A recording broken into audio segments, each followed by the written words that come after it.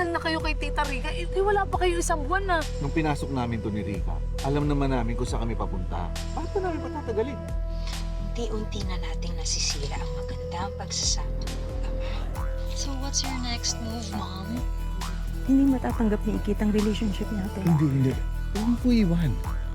O makakabuti para sa lahat. Mahal. Rica. Rica. Ayusin natin to, Rica.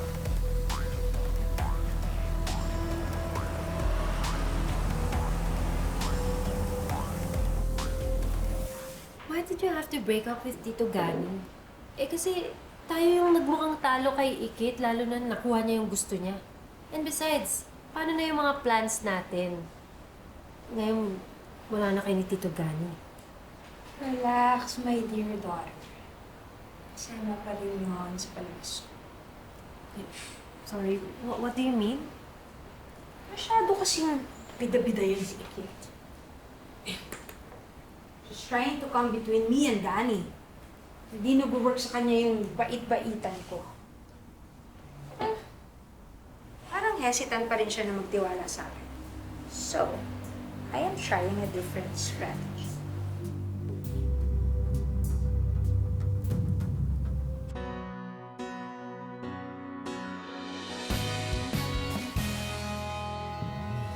Ikaw ang binibini na ninanais ko, binibining marikit na dalangin ko. Ikaw ang nagbigay ng kulay sa aking mundo, sana ay panghabang buhay na ito.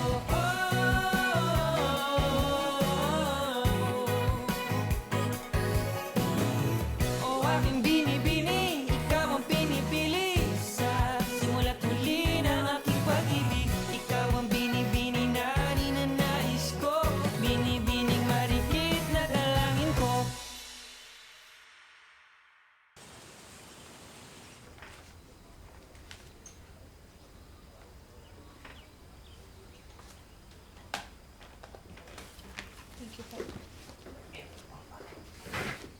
Basta ang mata, mukhang magdamag umiyak. Kawawa naman. Hi, Kim! Hello. Good morning, tatay! Magandang umaga ho. Ito na ang almusal nyo, tatay. Siyempre, inihanda ko po ito para sa inyo. At ito rin po ang black coffee, no sugar, kasi bawal. Kaya ito, ako po nagluto ulit nito. Sige na. Mamaya lang ako kakain.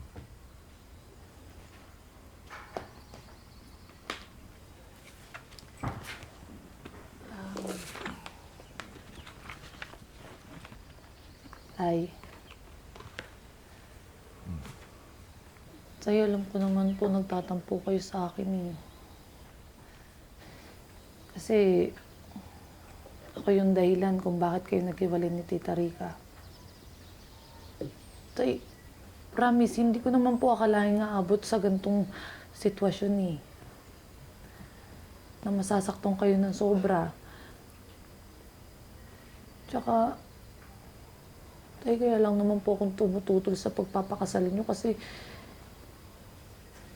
para din po sa inyo yun. Sa sarili niyong kapakanan.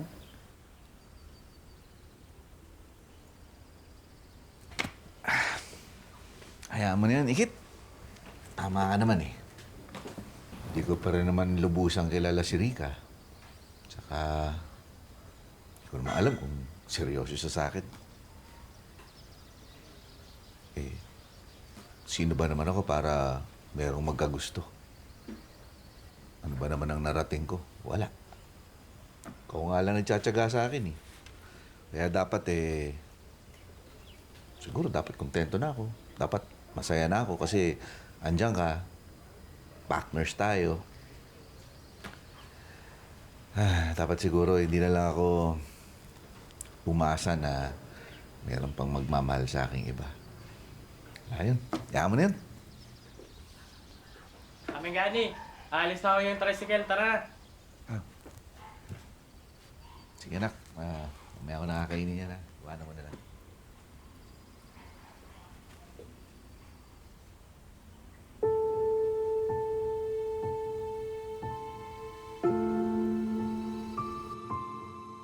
Alam masasabi niyo sa tour? Masaya, maganda, exciting, all of the above, di ba? Sobrang solid, di ba? Yan yung gusto ko marinig. Alam niyo, sobrang proud talaga ako dito eh. Kaya sana na-enjoy niyo yung pak na pak tinipak tour namin! Uy, so uulitin na. Oh, beka naman! Ay, Ate Jean, kayo na po pala hatid sa kanila sa tourism center. Sige. Sunod kami ni Ikit. Ingat po kayo! Sige po, ingat sa biyahe! Beshi, uy, ano ka ba naman? Umakyat, bumaba na tayo ng bundok. Waisplok ka pa rin. Ha? Alam mo, malamang 1-star yung i-rate sa atin ng turista dahil low-bat ka. Bakla kasi meron kami problema ng tatay. May tampuhan kami. Oh? Ano yun? Teka, Besh, sinino gani yun ah? Tay! Tay! Tay! Babayad naman ako eh. Tama na. Pare, hindi naman ako lasing.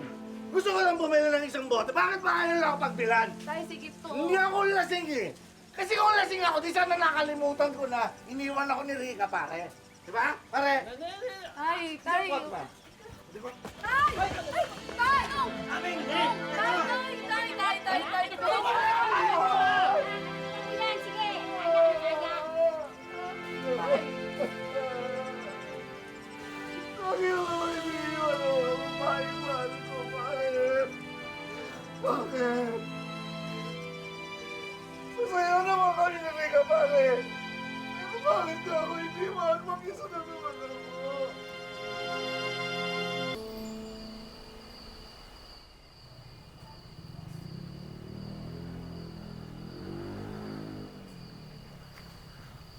Ria, saan ka pupunta? Rika, bumalik ka dito. Huwag mo ako iwan, Rika. Tay! Rika, Tay! huwag mo ko iwan, Rika. Balikan mo ako, Rika. Tay, sorry, Tay.